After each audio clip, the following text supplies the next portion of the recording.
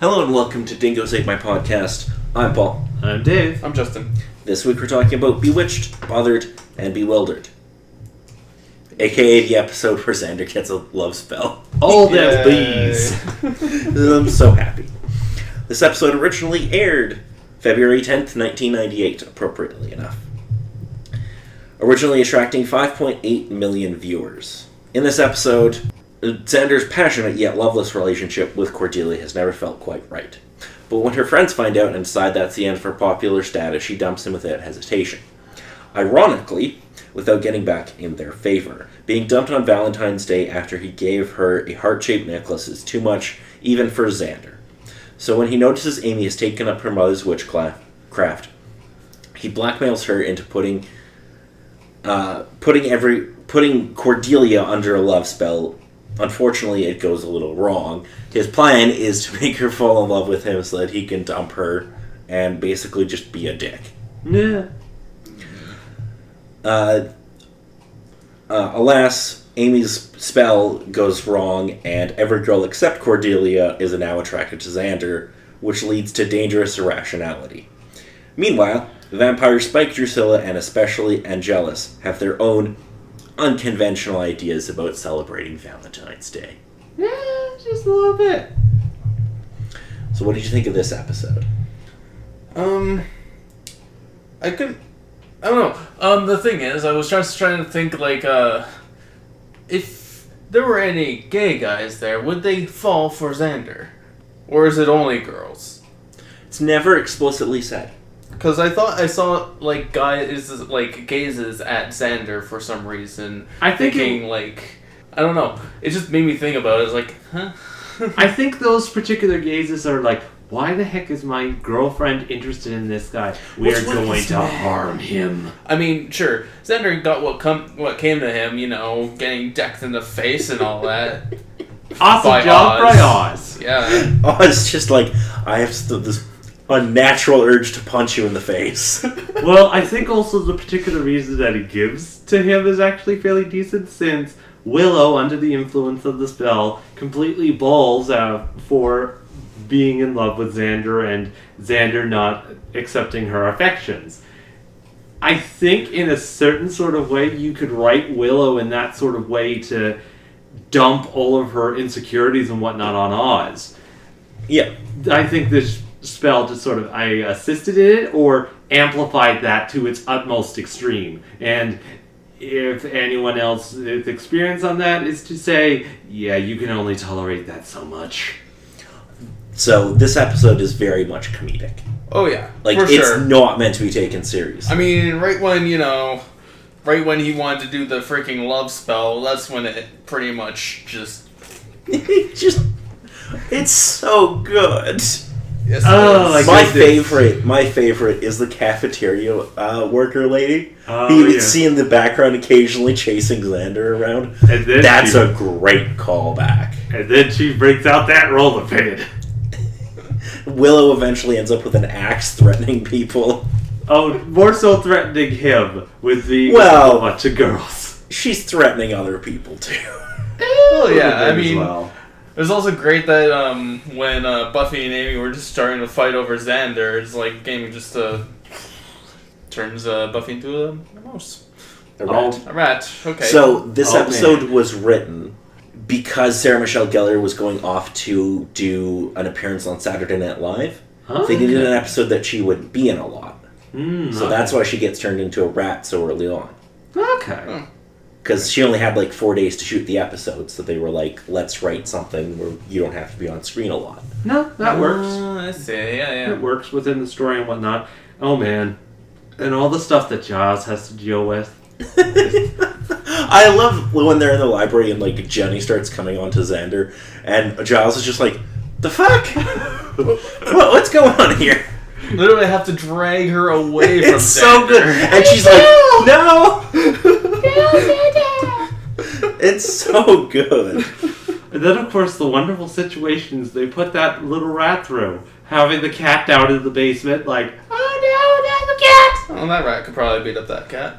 Yeah, I suppose. Would she still have Slayer strength? I don't know, maybe. Who knows? It's a rat. And then, of course, the mouse trap. It's like, no! Excuse me, I seem to have a bad case of nudity. I love how I was just like, just don't go anywhere. That's really good. But I think just with everything that sort of happened with this episode, it's understandable because Xander is just the idiot. No matter what he does. Oh yes, it was all his fault, even though he tried to push the blame stuff on Cordelia for dumping him, but it was definitely, Xander's fault. But the biggest thing is that everything works for Cordelia's development. Because on the one hand, with the start of the episode, she somewhat cares with being with Xander to an extent. But as soon as things sort of show her new life mirrored with her old life, she's concerned and scared and doesn't really know what to do. And even with the sentiment of getting the heart necklace from Xander on Valentine's Day, she's still so scared that she's like, I want to break up with you. To cause this entire situation, just because she couldn't handle being swapped from being the popular girl to being Xander's girlfriend. And that moment where Xander comes and tries to get the necklace back and she goes to her locker to take it off. Yeah. It just sort of shows, holy cow, she still kind of cares for him. And they're strange, they're together, but they bicker and fight in those sort of things way. Oh, the ending where they get back together and she's like... She tells off them friends. Well, and then she's like, and then he's like, don't worry, we can fight in front of your friends. And she's like, really? He's like, I can pretty much guarantee it. It's so good. It just hits several different levels of crazy, especially when they run into Buffy's mom. It's so good because literally every woman in Sunnydale is now in love with Xander. Even Drusilla. Oh boy, when that particular scene happened, I'm like, oh my dear God, why the heck is Angelus here? And it's like, oh wait, even Angelus is going like, Day. what the crap is this? It's like, oh dear God, Valentine's Day, he's gonna kill someone and Buffy ridiculously loves it. Now that's Xander! It's like Angelus was like, yeah, screw this, I can't. He's just like, no, something's wrong here. As soon as Drew kind of got into things, he's like, okay, there's some weird magic afoot, I'm out. I love how for Valentine's Day the vampires are like, Spike and Angel are giving Drusilla a literal heart. Oh, with Angelus, Angel's just like, here you go. It's so long. I found it in a quaint little shopkeeper. Ah, dear. And Spike tried for his capacity. Got her something at least decently nice, but then of course Angelus has to be Angelus. Hands her a heart. God damn it. It's so good. Anything else about this episode?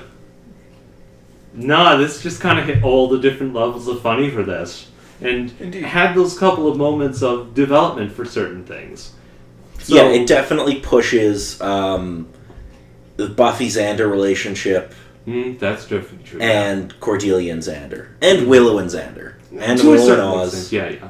Mm-hmm. It kind of pushes forward a lot of the main relationships on the show. Mm-hmm. Now, in my case, I think this sits nicely as a 7.5. Not decent for explaining the story, but my goodness, it's hilarious and awesome. I give it a 8.5. Yeah, I'm same as Justin, like 8.5. This is probably one of the best comedic episodes of the series. Yeah, it was really good. I rather enjoyed this one quite well. Personally, I like Band Candy more, but this is really good as well. So, for music, we actually have a couple of songs this time. So, the band 4 Star Mary, who played all of the songs for Dingoes Ate My Baby, they played their song Pain, which is played at the Bronze. Yeah. The band Naked plays Drift Away, which is when Cordelia's dumping Xander. And Average White Band plays Got the Love when Xander's walking through the high school. Oh yeah, I'm getting all the love stares from the girls and all the death glares from the guys. Yeah. International titles. Oh boy. So there aren't really that many good ones. Ah, sadness. In French, it translates as a puzzling charm. In German, it's the love spell. And in Finnish, it's bewitched. Just Just Bewitched? Just Bewitched. Not Bewildered and whatever? No, not Bewitched, Bothered, and Bewildered. Oh, okay. Most likely, if they tried to, it would make the title far too long. I mean, the Spanish ones literally just translate the title into Spanish. Nah. So it's not terribly interesting. What are you expecting from the next couple episodes? Because we're coming up to the end of the season. I don't know. I haven't really looked at any of like the titles for the later episodes. I'm not really sure where things are going, but I know that Angelus will probably be involved, and so would Spike and Drusilla. Angelus. God damn it. What? We're headed You just say it weird, that's all. Fine. It just sounds weird when you say Angelus. That does not sound scary at all. Angelus. Angelus? I don't know. Angelus. Angelus. Okay, fine. Anyway, I don't know. the next episode we'll be discussing is called Passion.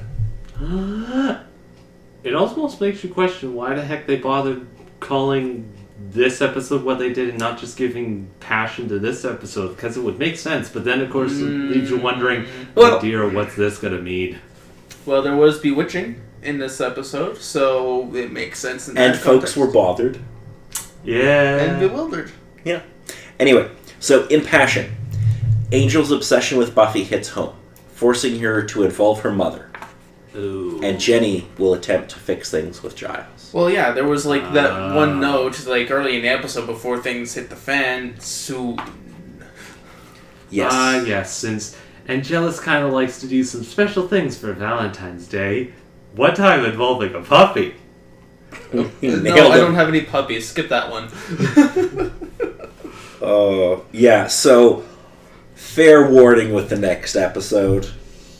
I think that's kind of the one particular thing I'm thinking with most episodes going on. Since with Angel's change to Angelus, he's just gonna fuck with so many different things, and stuff is possibly gonna get crazy.